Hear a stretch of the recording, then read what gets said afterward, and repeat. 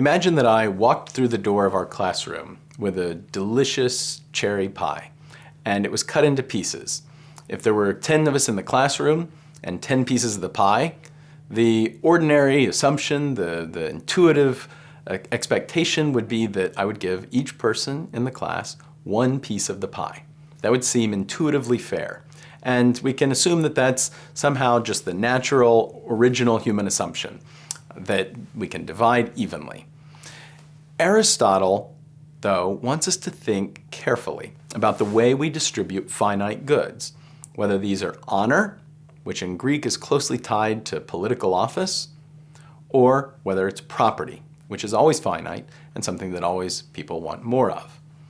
Aristotle's theory of property, we've seen in a previous discussion, puts forward the idea that property is an intermediate good. It's an instrumental good. That property exists because it's necessary for human flourishing.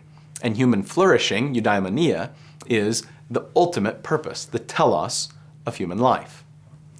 Aristotle says to know how to divide anything, we need to know what it's for, and we need to know what are the grounds of merit. So Aristotle says, imagine this example, and it's a very famous example that comes from Aristotle's Politics. He says, imagine that we had a wonderful flute, and music was meant to be played upon it. How would we determine who to give this flute to? Say we had a group of people in the room. One of them was extremely wealthy and was willing to pay an enormous amount of money for the flute. Another was well-born. They came from a famous family that sailed to America on the Mayflower. Another was extremely musical, that they were very talented and could play the flute well. Imagine that another is extremely good-looking. Another is extremely smart. Another is extremely nice. They spend their after hours caring for the poor and tutoring children. Who would we give this flute to? Would we give it to the rich person, the aristocratic person? Would we give it to the musician? Would we give it to the the morally good person? Who would we give this flute to? Aristotle says, to know this, you have to say, what is the purpose of the flute? What is its purpose? What is it for? What is its aim?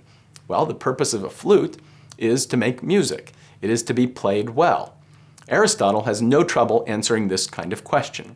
He thinks that this flute goes to the person who plays flutes well.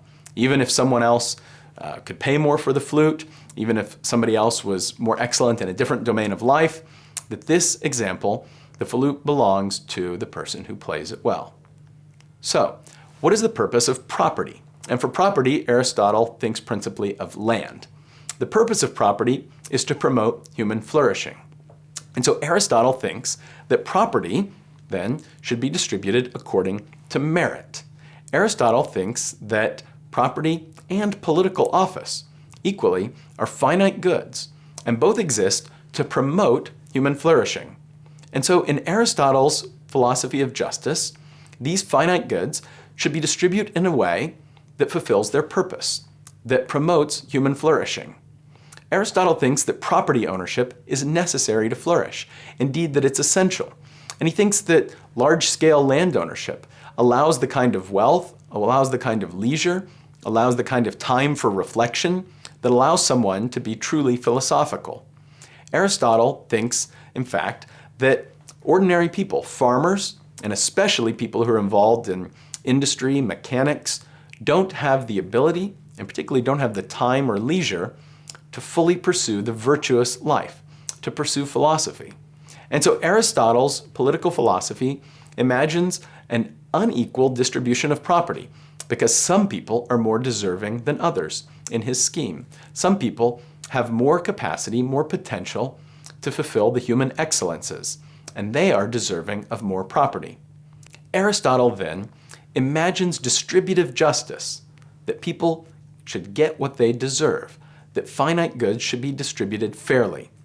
Doesn't necessarily mean that finite goods are distributed equally, because he thinks that people are unequal, and inequality plays a fundamental role in Aristotle's political philosophy.